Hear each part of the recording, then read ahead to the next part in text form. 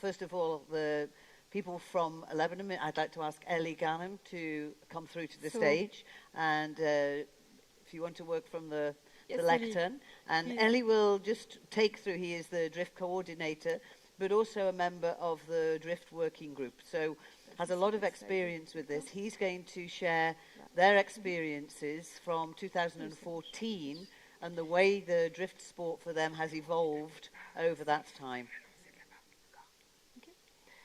Okay, so let's start. Thank you. Hello. I'd like to start by saying thank you for inviting us. We are honored to be part of this Congress and to present the Lebanese drift scene. As I'm limited in time, I will go through the presentation quickly and might skip some slides, but I'll be available in the afternoon with Marek for the one-to-one sessions. Round tables. I'll start by playing a video that will summarize the evolution of the Lebanese drifting. Make sure to grasp the changes in the competition format while keeping it available to all levels. Obviously, it all started in Japan. Yes.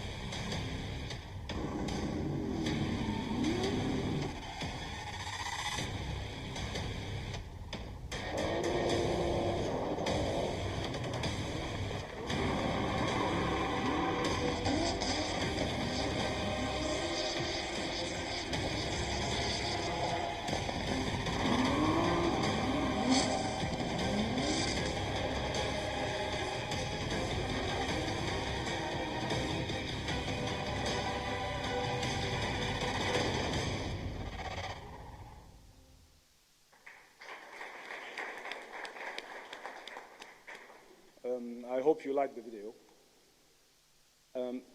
I will use Gymkhana for the tracks that are actually made of figures and not tandem.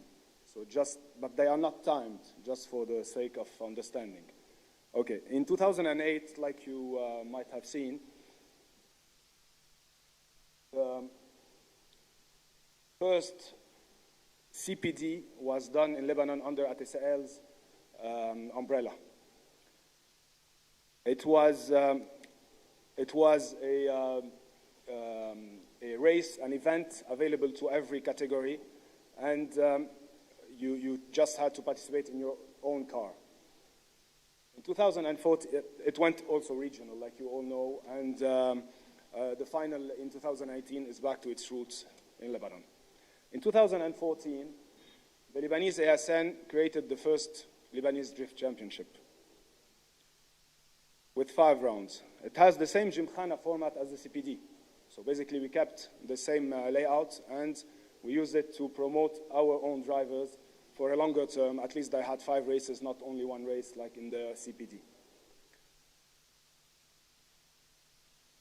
In 2016, I became drift coordinator, and I had a different vision. The objective was to upgrade the local game while keeping it accessible to everyone. To be able to do that, we had to work on the safety aspect first. The strategy was to allocate extra points to safety criteria we wanted, and then impose them the year after. This way, drivers had time to adapt gradually. You can see scrutineering points, for example. These were additional points that they had, they could earn if they had homologated full gear, homologated seats, homologated roll cage, homologated seat belts, etc. So gradually increased it. In the year 2017, these disappeared because they were incorporated into the rules and regulation. So they are requirements. 2018, scrutineering points again. We included the homologated fuel cell, because it's actually now on the agenda, and the automatic extinguisher, and also many other points. But these had extra points, so that because they cost money, so that in 2019 they are requirements again. Okay, so this was used gradually and systematically between 16, 17, and 18. The next step was the pointing system. You can see also the pointing system gradually changed. We had to lower the use of the figures and the slow drifting in order to make it a bit more professional, okay? While keeping for the street class the figures and the low speeds. You can see the smoke and sound disappeared in 2017. They were replaced by the speed gun also, which allowed for higher speeds. The track layout also changed. Okay, also one other thing that I missed over here. If you can see the Carlocks coefficient went down a bit gradually. Why? Because you have to keep the looks presentable, the car look presentable, but also this is not really essential, because when you have to put money on the car look, it's money spent. We're here to drift. We're not here to have a beauty contest for the car. Just have it presentable. Okay, so the track layout, you can see the progression. I'm going a bit fast, but because I don't have time. The progression between 16, 17, 18, and you can see that 16, we introduced the long curves. This is to make it a bit harder. We had the speed gun. We still had figures, because we're back from 2015, where there was mainly figures and Gymkhana style. 2017, we lost some of the figures. We just kept one in order to adapt the drivers into to go more into, let's say, speed and line, and evolve into the tandem that we will have in the end of 2017. We had 2 clipping points also to be able to have the right line. And then 2017, round 4, you see 3 clipping points, one next to each other. This is ideally to have the ideal curve line and run the whole curve where you should have it, and not just cut it with a handbrake and touch the clipping ball like they used to have it. At the end of 2017, we had a bet. And this bet was contested by a lot of persons that we could not go into tandem. Actually, we made the tandem. We made a very easy track at first, because we wanted to make the shift and adapt the drivers to that, and the local fans, let's say. It was a real success, no problem at all. So we went on and kept it for 2018. But that was not enough. By doing that, the street and the pro, we actually only focused on two categories, the entry level and the pro level. We missed one level, which is the hybrid, which is a normal car, but with upgraded, let's say, engine or something like this. A supercharge on a car, what do you do with it? Is it entry level? It's in between. So we had to add this category in 2018. The focus was again on promoting low-cost races, even though we had upgraded the level for the pros. And so we did this, actually. Please. Yeah, c'est là. Right. This is in between.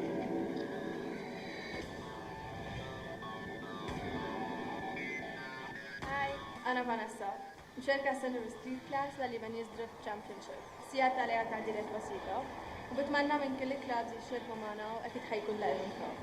هاي أنا رافي رح شارك بستريت موديفايد سيريز. هالكلاس منفتحة 3 سيارات المعدلة بلا رول كيج وويت ريدكشن. بدعي الكل محبين الدريفت يشاركوا معي بسنة 2018. كفاح هلال بطل LDC 2017. أنا حشارك بفئة برو سيريس 2018 وهي الفئة الوحيدة اللي بتخلينا نلعب توندام. وأنا وسيارتي جاهزين للتحدي ناطرينكم. Okay, so like you can see, we added the third category and we promoted it during the dead season, let's say between October and January and February of 2017-18. More than this, we also trained the judges and trained the drivers because going into this kind of tandem, let's say for the pro driver, meant to have more stringent rules and different levels of skills. So we actually allowed them to train on tracks that we did in order to have safety. And we trained the judges in order to have them really judging the game like it should be and not have any let's see, protest or any complaints from the drivers. More than this, we created the logo. So we gave the championship an identity, and each race became an event by itself. Okay, for 2019, this is, okay, one other point. The clipping points that we had in 18, you know, the balls, became clipping zones, which is the actual right way to do the drifting. I want to go back to one slide, sorry.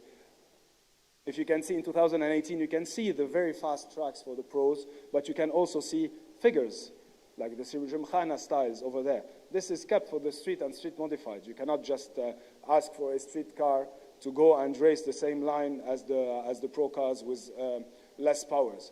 So they had to do the figures, and they had a medium curve for medium speeds to be able to participate in the championship. So it was an adapted track for both categories. 2019. The goal is to expand regionally with a regional championship. I know this is the goals of the FIA, and we want to actually start a regional championship with the first round in Lebanon, hopefully, optimistically, in 2019. What we can offer is training for judges, training for the drivers, and any technical support that you might need from us. We're ready to help, and we're here for that. Because we had real success with our championship, so we're here really to make it expand to the region. Having a regional championship is something great because you would have a next level and you would have upgraded from the grassroots into something intermediate for 2019 and 20. Okay, at the end of the project, at the end of this presentation, I have added a small toolkit that will make a drift event successful. Okay, it cannot work without officials and safety, media and promotions, the judges, of course, and the drivers. These have to work all together to make a drift event successful. If one is missing, you'll have a failed event. Okay, important thing regarding the media and the promotion, this actually generates a lot of reach, and you will have lots and lots of people coming, attending, if not physically live on the Facebook stream or Instagram stream or whatever stream you might have. You see, this is my own profile. Let's say I posted one video on it. You can see the reach, 500,000 persons on my own profile. So if it's an official one, imagine the reach that you might have. Judges, okay, they need to be competent and confident and have the proper training. If they have a background, they need to have a racing background, or at least be aware of what's happening. You cannot just put them to judge if they haven't had a proper training. The drivers, most essentially, sportsmanship, that's the key. Because it's not timed, so basically it's judged. So they need to understand that the judges are here it's like a beauty contest, let's say. And they must have fun. Track layouts, okay. The most essential also, the grassroots level shouldn't disappear. You shouldn't go into the pro category only. You should have the grassroots level. And that's how you will have upgraded driver au fur et à mesure, like we say. Low participation fees and free for ladies. And one important point is minimize the advantages of the high budget teams. You shouldn't allow high budget teams to spend a lot of money to have the additional advantage on the other teams. This will ruin it. They will have always pressure between them, and you will have one team that's winning everything. And ruin the real spirit of the drifting, which was allowed to everyone. Some advice, this I can talk more in the afternoon. There should be clear boundaries between the roles of the judges and the safety, because they have two separate roles which are very essential. You cannot have the judge doing the safety roles of the clerk. This is very, very important, and you shouldn't minimize the role of the clerk of the course.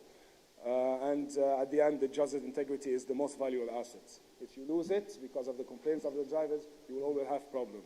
You will always, always have problems. Anyways, thank you. That's the end. Thank you very much. I hope you like it. Again, all presentations will be available straight after the Congress, so it will be shared with you, and then you will also have the contact of the different presenters. If you need to contact Elie, you will have the opportunity this afternoon, like he mentioned, during the FIA relationship. But also, I mean, afterwards, you are invited to contact him for questions. Yeah, so interesting. And I think very, very helpful to see the way the technical side of what you've been building, as well as the officials' training side, is coming together in harmony. Because, as you say, that's so critical to getting this as a stable and a reliable long-term championship. So really fantastic.